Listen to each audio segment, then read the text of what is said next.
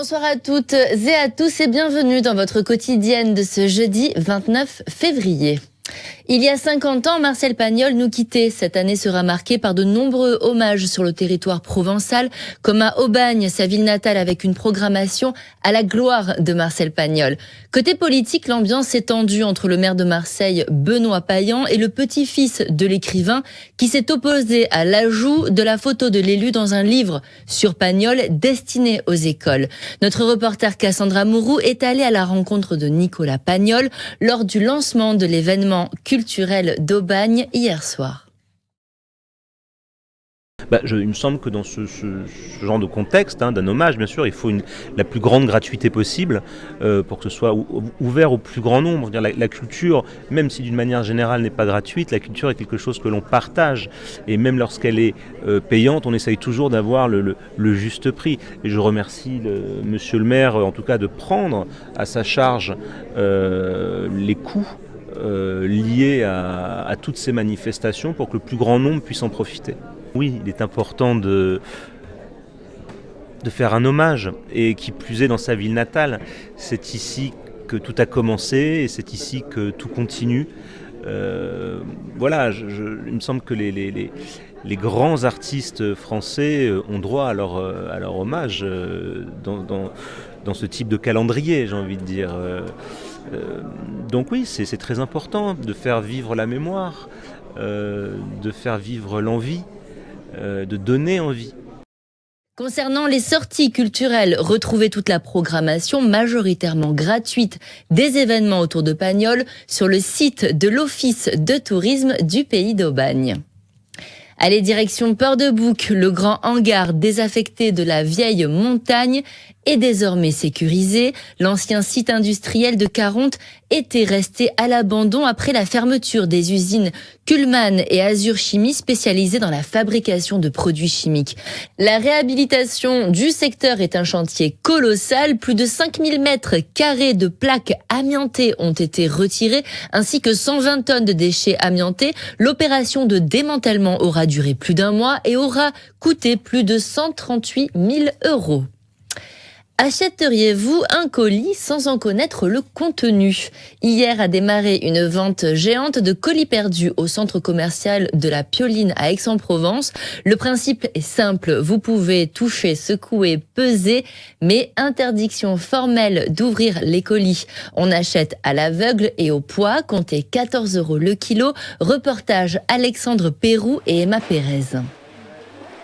Alors aujourd'hui, on a une vente éphémère, donc depuis hier jusqu'à samedi soir, de colis perdus. C'est un nouveau concept à la mode qu'on accueille avec plaisir sur le centre commercial d'Aix-la-Pioline.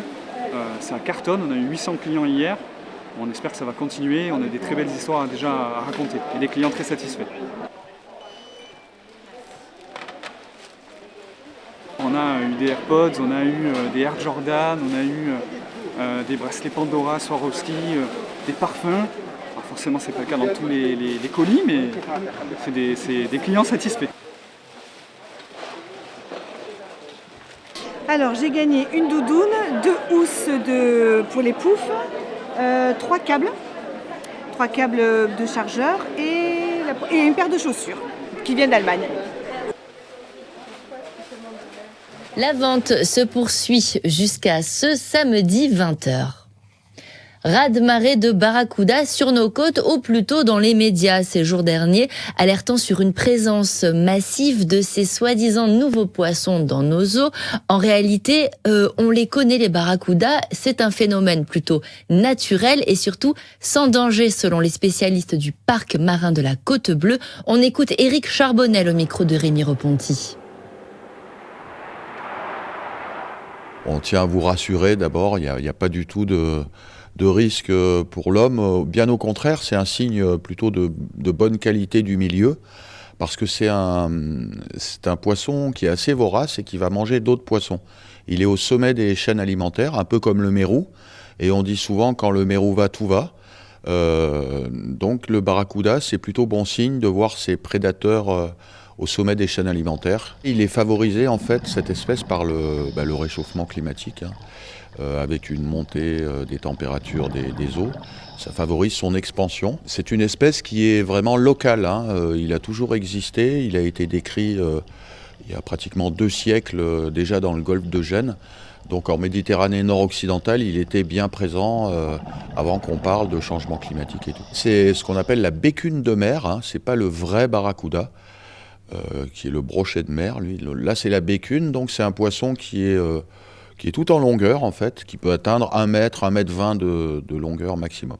La plus grosse population établie, c'est chez nos voisins dans le parc des Calanques, autour de l'archipel de Riou, où il y a à peu près, les recensements indiquent à peu près 700 individus. Donc ça peut paraître beaucoup, mais c'est pas non plus une armée, hein. Sur la Côte Bleue, nous, les populations sont plus discrètes parce qu'on est dans un régime de température un peu plus froide.